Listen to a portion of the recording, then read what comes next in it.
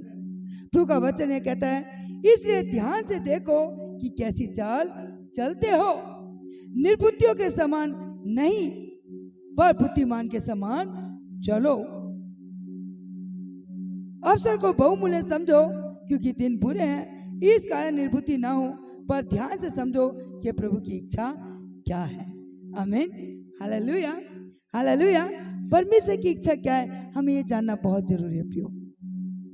जब तक हम उसकी इच्छा को नहीं जानेंगे तो कैसे हम परमेश्वर की इच्छा को पूरा कर सकेंगे।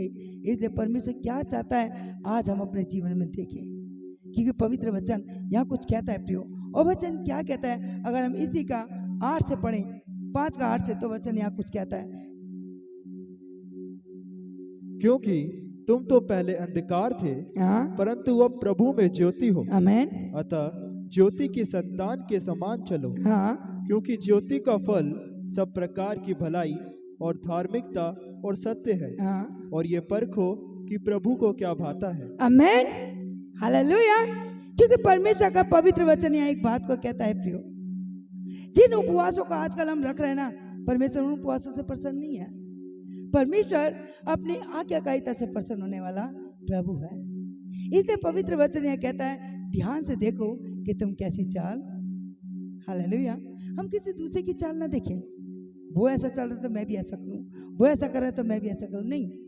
प्रभु का वचन कहता है अपनी अपनी चाल को देखना है कि हम कैसी चाल चल रहे हैं, हम कैसा जीवन बिता रहे हैं, हम किस रीति से परमेश्वर के लिए काम कर रहे हैं, हमें परमेश्वर ने चुना क्यों है, परमेश्वर की इच्छा क्या है, परमेश्वर को क्या भाता है, हम इस बात को जाने। क्योंकि पवित्र वचन ये कहता है, क्योंकि तुम तो पहले अंधकार में थे परंतु अब प्रभु में ज्योति हो, अतः ज्योति के संतान के समान चलो, क्योंकि ज्योति का फल सब प्रकार की भलाई और धार्मिकता और सत्य है, और यह परखो कि प्रभु को क्या भाता है।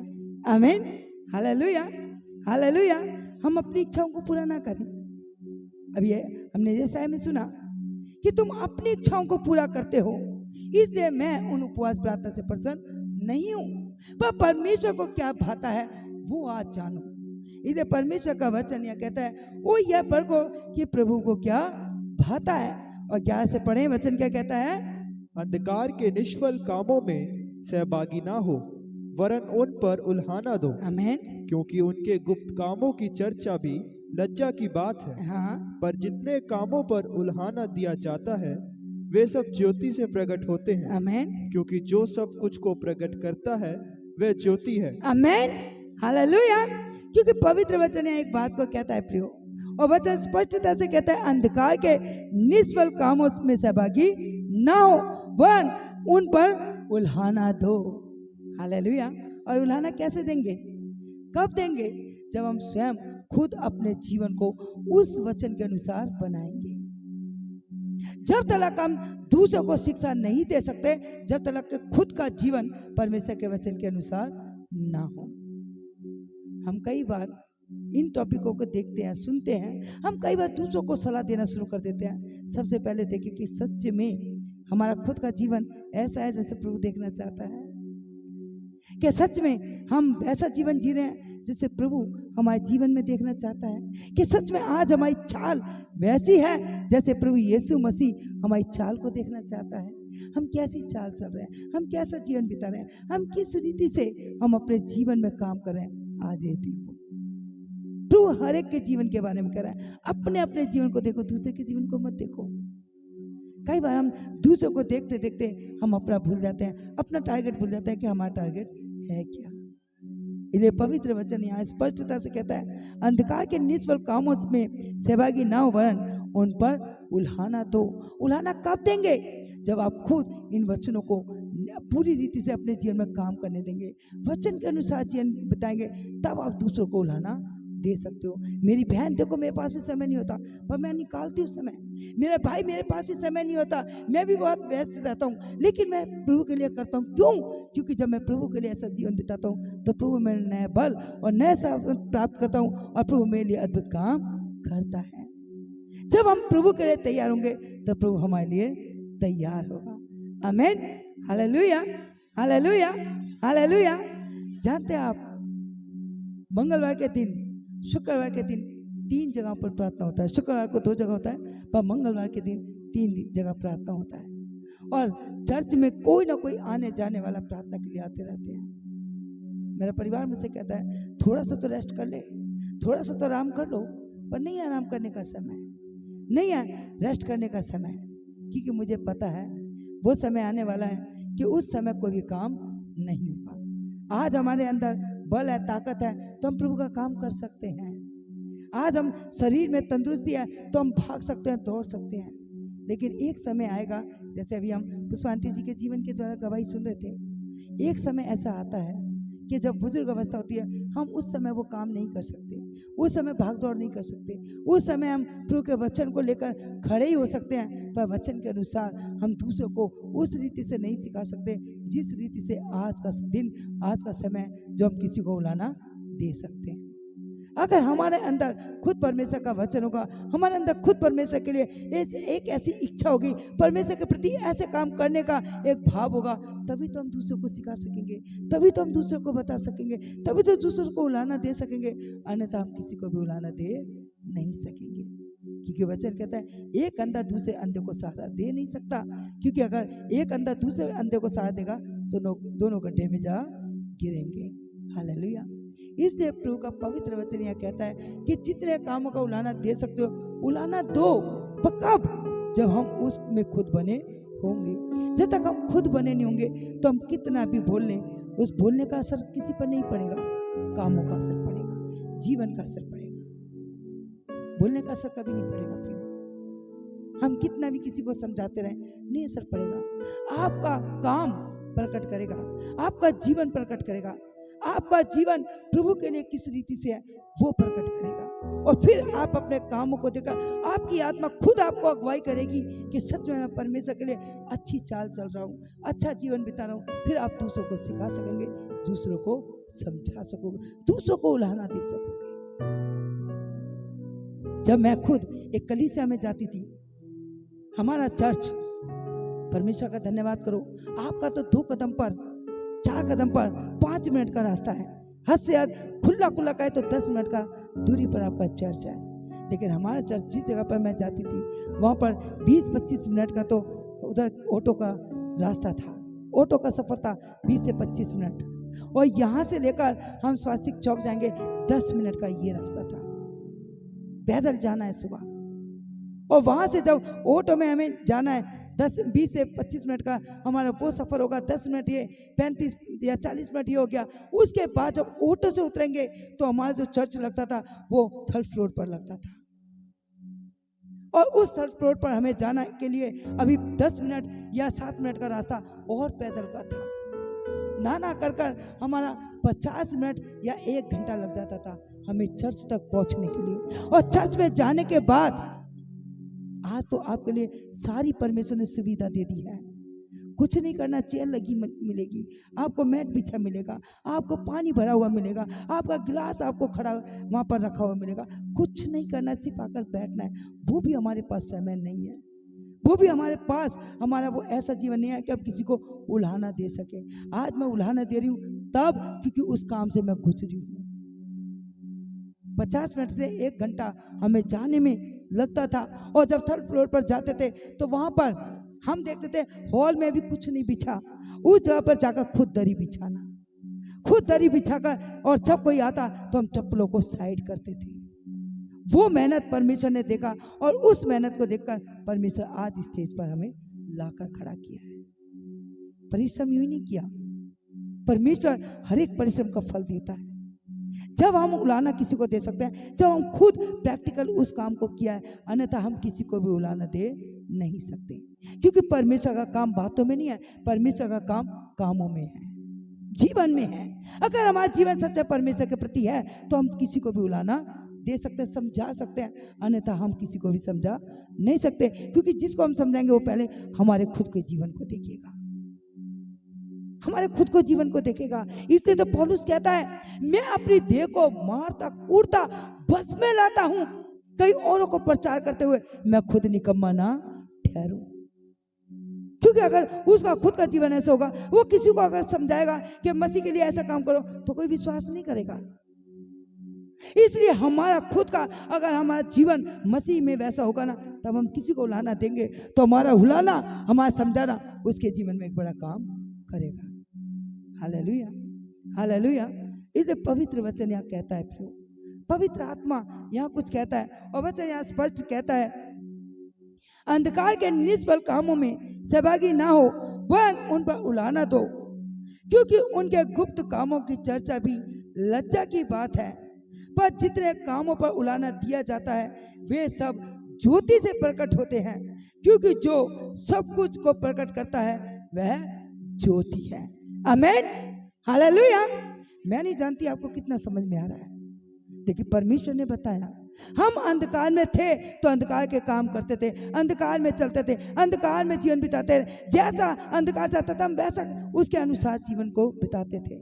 लेकिन जब अंधकार जीवन से गया, ज्योति जीवन में आया, तो अब ज्योति के समान चलो।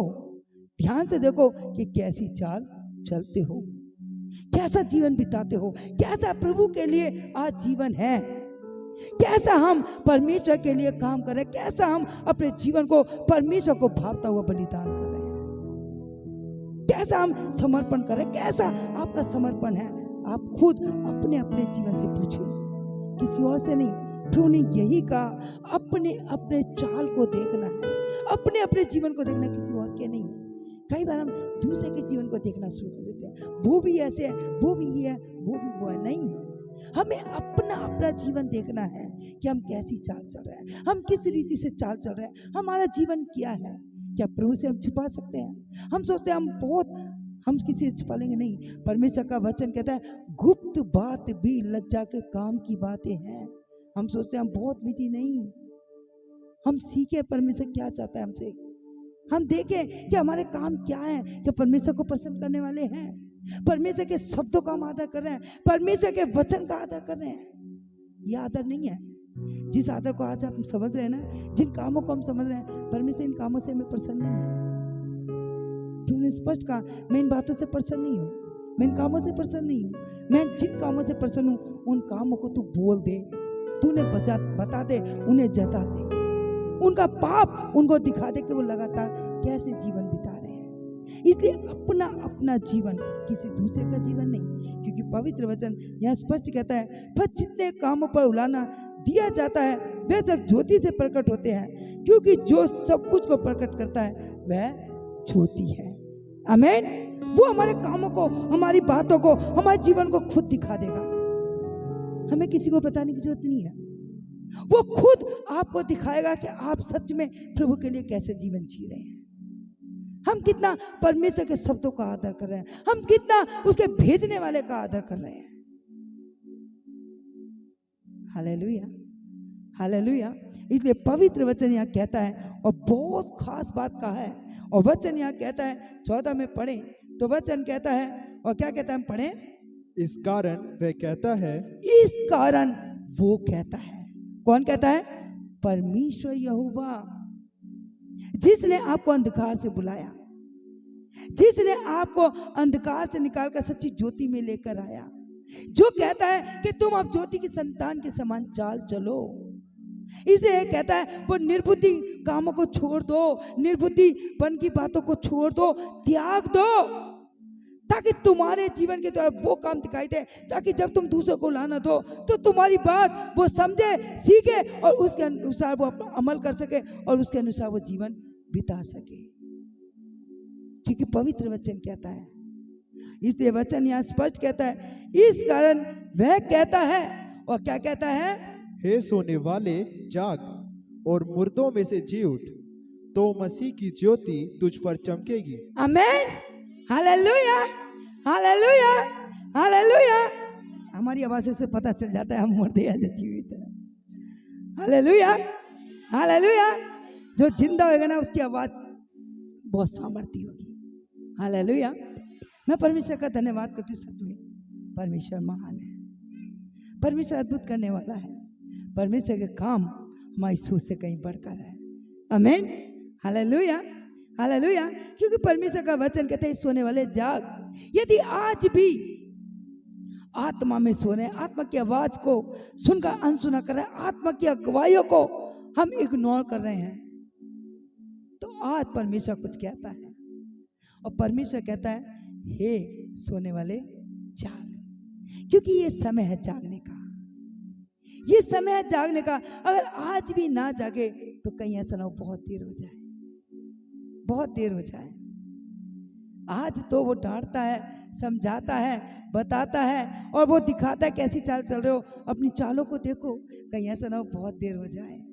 और जब बहुत देर हो गई तो रोमियो के वचन में ऐसे लिखा है, वो फिर कहीं ऐसा ना वो हमें हमारे कामों पर छोड़ दे।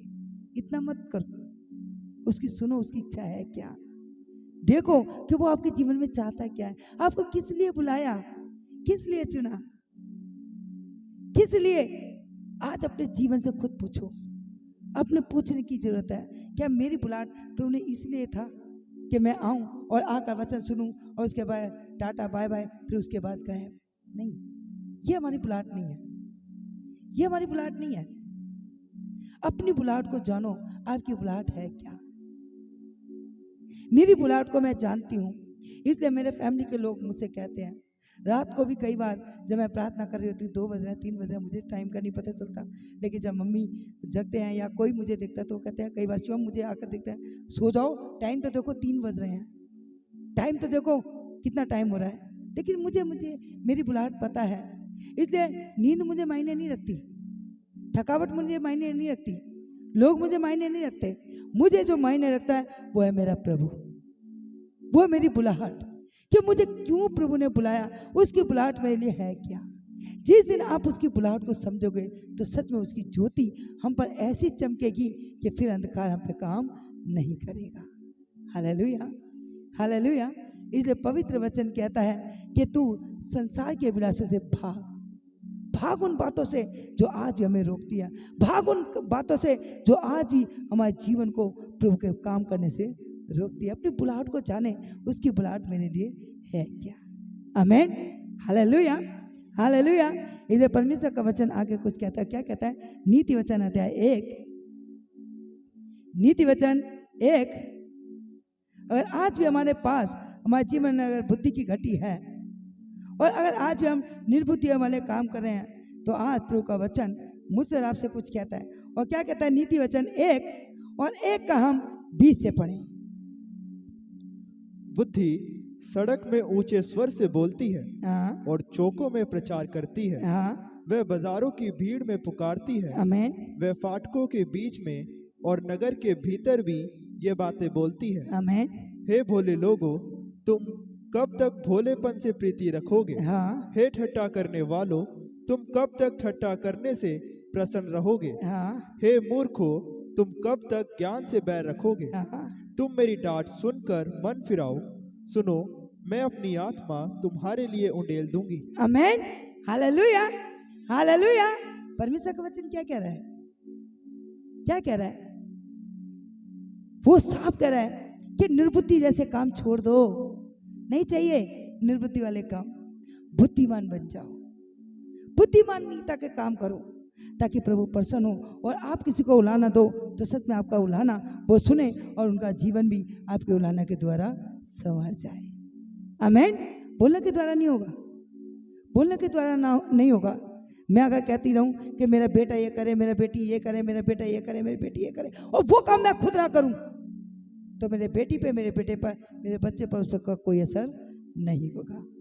Hallelujah, hallelujah, hallelujah. क्योंकि मैं नहीं कह रही, वचन कहता है प्रियो, हम किसी को सिखाएं, किसी को बताएं, जब तक असर उस काम का नहीं पड़ेगा, जब तक स्वयं वो काम आपके खुद के जीवन में ना हो, जब तक उस काम को स्वयं आप खुद ना करते हो, जब तक कोई असर नहीं होगा। इसलिए पवित्र वचन यह कहता है, बुद्धि सड़क में ऊंचे स्वर से बोलती है और चौकों में प्रचार करती है, वह बाजारों में भीड़ में पुकारती है, वह फाटकों के बीच में और नगर के भीतर भी ये बातें बोलती है। हे भोले लोगों, तुम कब तक भोलेपन से प्रीति रखोगे। हे ठट्ठा करने वाले, तुम कब तक ठट्ठा करने से प्रसन्न रहोगे। हे मूर्खों, तुम कब तक ज्ञान से बैर रखोगे। आमीन। यह वचन क्या देता है हमें, ज्ञान, बुद्धिमान बनाता है। अभी हमने सुना था एक छोटी सी बच्ची जो सच में उसे बाइबल पढ़ने के लिए भी समय नहीं मिला, पर उसने अपने आप को क्या कहा, मैं प्रचार करूंगी। कैसे प्रचार किया, आत्मा से भरकर। और कब किया? जब उसने परमेश्वर से अपने लिए बुद्धि मांगी है। क्योंकि वचन यहाँ स्पष्ट कहता है, हे मूर्खो, तुम कब तक ज्ञान से बैर रखोगे। हालेलुया। ये वचन है जो हमें मूर्खता से ज्ञानवान बनाता है। आमीन। हालेलुया। हालेलुया। ये वचन हमें ज्ञानवान बनाता है। तभी तो वचन कहता है, मैंने जगत के मूर्खों को चुना ताकि इन्हें ज्ञानवान बनाऊं।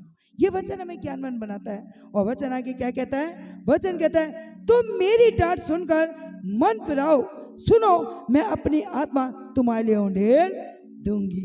आमीन। हालेलुया। हालेलुया। यहाँ तक कि परमेश्वर हमें डांटता भी है। वो डांटता भी है, और डांटता किसे है? जिसे वो सबसे ज्यादा प्रेम करते हैं। हालेलुया। हम सड़क पर चलते हुए किसी व्यक्ति को डांट नहीं सकते। हालेलुया। हम किसी को समझा नहीं सकते। हम सिर्फ डांट और समझा उसी को सकते हैं जो हमारा अपना है। इसलिए वचन यह कहता है, वो हमें डांटता है, वो हमें ताड़ना भी लेता है। इसलिए इन शब्दों को हम सीखें। जब हम उसकी ताड़ना, उसकी डांट को समझेंगे, तभी हम बुद्धिमान होंगे। आमीन। और वचन यह कहता है कि मैं अपनी आत्मा तुम पर उंडेल दूंगी, मैं तुमको अपने वचन बताऊंगी। मैंने तो पुकारा परंतु तुमने इनकार किया, मैंने हाथ फैलाया परंतु किसी ने ध्यान ना दिया। वरन तुमने मेरी सारी सम्मति को अनसुनी किया और मेरी ताड़ना को मूल्य ना जाना। हालेलुया। आज बहुत सारे लोग परमेश्वर की बातों का उल्लंघन कर रहे हैं। मेरी बातों का नहीं, परमेश्वर की बातों का। हालेलुया। इसलिए परमेश्वर आज कुछ कहता है प्रियो, आज कुछ सिखाता है और आज कुछ समझाता है। यदि आज आप सीख गए, आज समझ गए, तो सच में आज जिस भी हालातों में आप हैं, परमेश्वर के आराधना में हमने सुना कि आज ये लास्ट का दिन है। दोबारा ये सब दुख, ये समस्या आपके पास वापिस फिर से दोबारा ना आएगी। आमीन। हालेलुया। जिन समस्या में आप गुजर रहे हैं, उस समस्या का आज अंत होना है। आमीन। हालेलुया। पर कब होगा? जब हम बुद्धिमानी से काम करेंगे। क्योंकि पवित्र वचन यहाँ कुछ कहता है। और वचन क्या कहता है? नीति वचन। और नीति वचन हम आ जाए 13 और 13 का हम पढ़ें 20। बुद्धिमानों की संगति कर, तब तू भी बुद्धिमान हो जाएगा। आमीन। हालेलुया। परमेश्वर का वचन क्या कहता है? बुद्धिमानों की। हालेलुया। और बुद्धिमान कौन है? परमेश्वर का वचन, परमेश्वर का भय मानने वाला, परमेश्वर के पथ पर चलने वाला, परमेश्वर की आज्ञाओं को स्वीकार कर उसके अनुसार जीवन बिताने वाला। हालेलुया। इसलिए परमेश्वर का वचन कहता है, बुद्धिमानों की संगति कर, तब तू भी बुद्धिमान हो जाएगा। आमीन। हालेलुया। और वचन 8 में क्या कहता है? नीति वचन 8 और 8 का हम पढ़े 1 से 6 तक। क्या बुद्धि नहीं पुकारती है? क्या समझ ऊंचे शब्द से नहीं बोलती है? आमीन। वह तो ऊंचे स्थानों पर मार्ग की एक ओर और तिरमुहानियों में खड़ी होती है। आमीन। फाटकों के पास नगर के पैठाव में और द्वारों ही में वह ऊंचे स्वर से कहती है, हे मनुष्यों, मैं तुमको पुकारती हूँ। आमीन। और मेरी बात सब आदमियों के लिए है। हाँ। हे भोलो, चतुराई सीखो। आमीन। और हे मूर्खो, अपने मन में समझ लो। आमीन। सुनो, क्योंकि मैं उत्तम बातें कहूंगी, हाँ। और जब मुंह खोलूंगी तब उससे सीधी बातें निकलेंगी। आमीन। हालेलुया। परमेश्वर का वचन क्या है? सीधा। हालेलुया। पर उसे हम खुद टेढ़ा मेढ़ा कर देते हैं। हालेलुया। परमेश्वर का शब्द सीधा है, परमेश्वर की वाणी सीधी है, परमेश्वर का वचन सीधा है, पर हम उस शब्दों को सुनने पर ध्यान नहीं लगाते। पर पवित्र वचन कहता है, ये वचन, ये बुद्धि की बातें सब आदमियों और सब बहनों के लिए। हालेलुया। सबके लिए है। इसलिए पवित्र वचन कहता है, हे भोलो, चतुराई सीखो, हे मूर्खो, अपने मन में समझ लो। सुनो, क्योंकि मैं उत्तम बातें कहूंगी, और जब मुंह खोलूंगी तब उसे सीधी बातें निकलेगी। आमीन। हालेलुया। ये परमेश्वर क्या बोलता है? सीधी बातें। हालेलुया। सीधे सीधे शब्दों में, साफ साफ शब्दों में बातें करता है। हालेलुया। और वचन आगे क्या कहता है? 14 से पढ़े। उत्तम युक्ति और खरी बुद्धि मेरी ही है। आमीन। मैं तो समझ हूँ, हाँ। और पराक्रम भी मेरा है। हाँ। मेरे ही द्वारा राजा राज्य करते हैं, और अधिकारी धर्म से विचार करते हैं। आमीन। मेरे ही द्वारा राजा, हाकिम और रईस और पृथ्वी के सब न्यायी शासन करते हैं। हाँ। जो मुझसे प्रेम रखते हैं उनसे मैं भी प्रेम रखती हूँ। आमेन, और जो मुझको यत्न से तड़के उठकर खोजते हैं वे मुझे पाते हैं। आमेन, धन और प्रतिष्ठा मेरे पास है, हाँ, वरन ठहरने वाला धन और धर्म भी है। आमेन, हालेलुया। परमेश्वर के पास केवल बुद्धि नहीं है, पर परमेश्वर के पास वो सब चीजें हैं जो मनुष्य के लिए जरूरी है। हालेलुया। इधर पवित्र वचन कहता है उत्तम युक्ति और खरी बुद्धि मेरी ही है, मैं तो समझ हूँ और पराक्रमी मेरा है। मेरे ही द्वारा राजा राज्य करते हैं और अधिकारी धर्म से विचार करते हैं। मेरे ही द्वारा राजा, हाकिम और रईस और पृथ्वी के सब न्यायी शासन करते हैं। जो मुझसे प्रेम रखते हैं उनसे मैं भी प्रेम रखती हूँ। जो मुझको यत्न से तड़कर उठकर खोजते हैं वे मुझे पाते हैं। धन और प्रतिष्ठा मेरे पास है। आमीन, हालेलुया। जिस धन के पीछे, जिन बातों के पीछे, जिन चीजों के पीछे आज इंसान भाग रहा है, परमेश्वर क्या कहता है? ये सब मेरे पास है। हालेलुया। वचन कहता है धन और प्रतिष्ठा मेरे पास है, वरन ठहरने वाला धन और धर्म भी।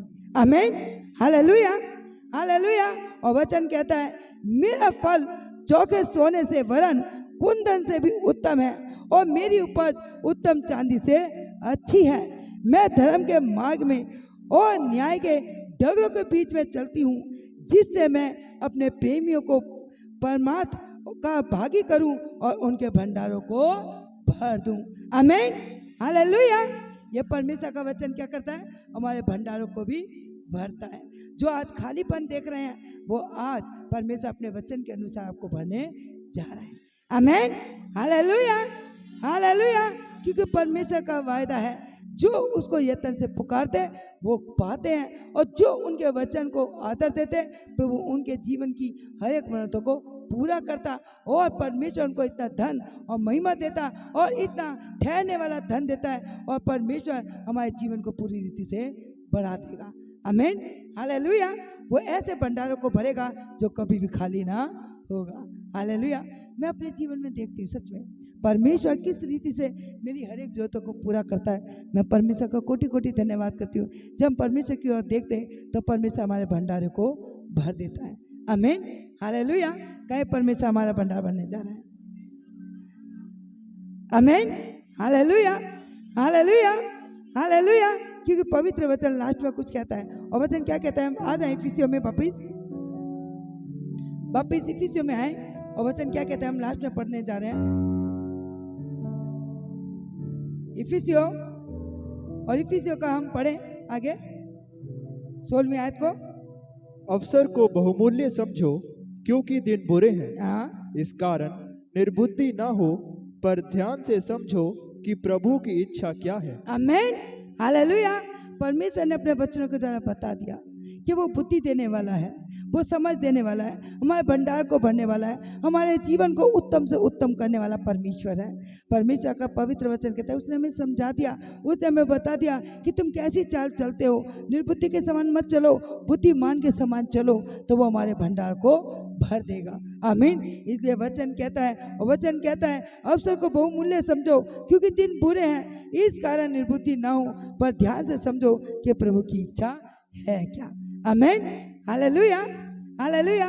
परमेश्वर स्पष्ट कहता है प्रियो, परमेश्वर का वचन कहता है जो आज दिन देख रहे हैं ना, हम शायद अपने घर के काम, मार्केट के काम, बाहर के काम, ऑफिस के काम शायद हम बाद में कर सकते हैं, लेकिन जो बहुमूल्य समय परमेश्वर ने हमें दिया, जो वचन और जो वाणी के द्वारा परमेश्वर हमसे बातें कर रहा है, वो समय आज हमारे पास है, और शायद हो सकता है कल हमारे पास समय ना हो। हालेलुया।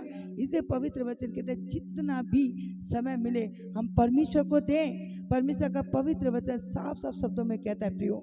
इसलिए पवित्र वचन कहता है दिन बुरे हैं, इन दिनों में जितना हो सके प्रभु की हजूरी में रहें, प्रभु से बातें करें, प्रभु की संगति में रहें, प्रभु से प्रार्थना करें। अभी प्रभु ने पिछले दिनों आत्मा में डाला कि हम 24 घंटे की प्रार्थना सभा रखेंगे। हालेलुया। यानी 24 घंटे लगातार प्रार्थना चलती रहेंगी। जिसने भी अपने प्रार्थना का समय देना है 1 घंटा, वो जरूर बेटे को बताएं, ताकि आपकी प्रार्थना परमेश्वर के पास पहुंचे। चाहे आप ऑफिस में हैं, चाहे अपना जॉब पर है, चाहे अपने घर में है, चाहे आप कहीं पर भी हैं, उस समय भी अगर आपका समय नहीं है, अगर आत्मा में आप प्रार्थना करेंगे, उस समय प्रभु आपकी प्रार्थना को सुनेगा। आमीन, हालेलुया, हालेलुया। इसलिए पवित्र वचन कहता है दिन बुरे हैं, इसलिए ध्यान से समझो कि प्रभु की इच्छा क्या है। और वचन कहते हैं इस कारण निर्बुद्धि ना हो, पर ध्यान से समझो कि प्रभु की इच्छा क्या है। और दाखरस से मतवाले ना बनो, क्योंकि इनसे लुचपन होता है, पर आत्मा से परिपूर्ण होते जाओ और आपस में भजन और स्तुति गान और आत्मिक गीत गाया करो और अपने अपने मन में प्रभु के सामने गाते और कीर्तन करते रहो। हालेलुया।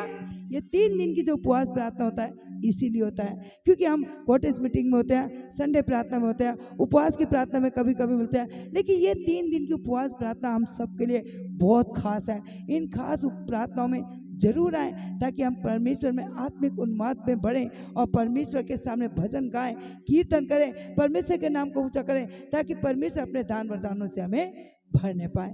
आमीन, हालेलुया। और वचन लास्ट में कुछ कहता है, और क्या कहता है, हम पढ़े 20वें आयत, और सदा सब बातों के लिए हमारे प्रभु यीशु मसीह के नाम से परमेश्वर पिता का धन्यवाद करते रहो। मसीह के भय से एक दूसरे के अधीन रहो। आमीन, हालेलुया। पवित्र वचन कहता है और सदा सब बातों के लिए हमारे प्रभु यीशु मसीह का नाम से परमेश्वर पिता का धन्यवाद करते रहो और मसीह के भय से एक दूसरे के अधीन रहो। आमीन।